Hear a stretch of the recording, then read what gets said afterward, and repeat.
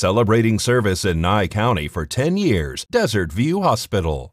Well, we're kind of designed to trust people and believe in people, especially if you feel an attraction to somebody, and people will see somebody with their children and think, oh, they're great with my kids, I'm so fortunate, but it really takes a long time to get to know somebody. I think it's important for people to not just believe they can judge someone's character by knowing them. A lot of times a child will come forth with an accusation that they've been abused, and people who knew the abuser will say, I know he didn't do that. I know this person. There's no way he would have done that, but they can be very likable. What's some signs of child abuse? Sometimes they will start acting out sexually. That's kind of a more obvious sign. Some of the less obvious signs are very young children, when they're sexually abused, tend to become very hyperactive. It's called psychomotor agitation. They just can't sit still. You'll see that. If a child is always asking to go with you and never wanting to be left alone with the person, but if they're regularly doing that, that can be something to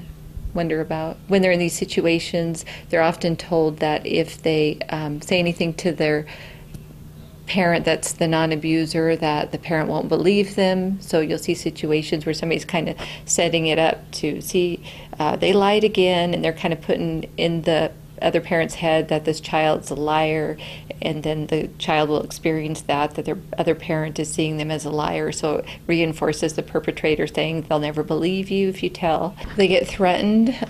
They get told that if they do tell, something awful will happen to the family, and children tend to feel responsible for things.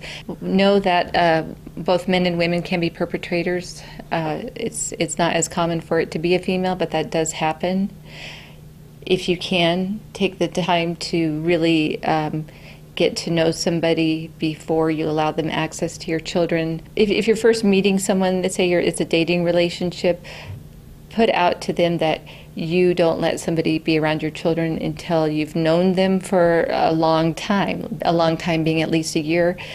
And it sounds callous, but my hope there, if you're the parent, is that they will move on and try with somebody else who's going to give them easier access. I have worked with children who had tried multiple times to inform their parent they were being abused before they did tell, and it's so hard for them to get that out. It takes a lot of courage, and they went to tell their parent, and their parent happened to be busy, or just kind of brushed them off, as we do. If you can, just try to stop in those times and see what they want to say, because they might have something big to say. My number is 775-764-0606. I'd be happy to answer any other questions.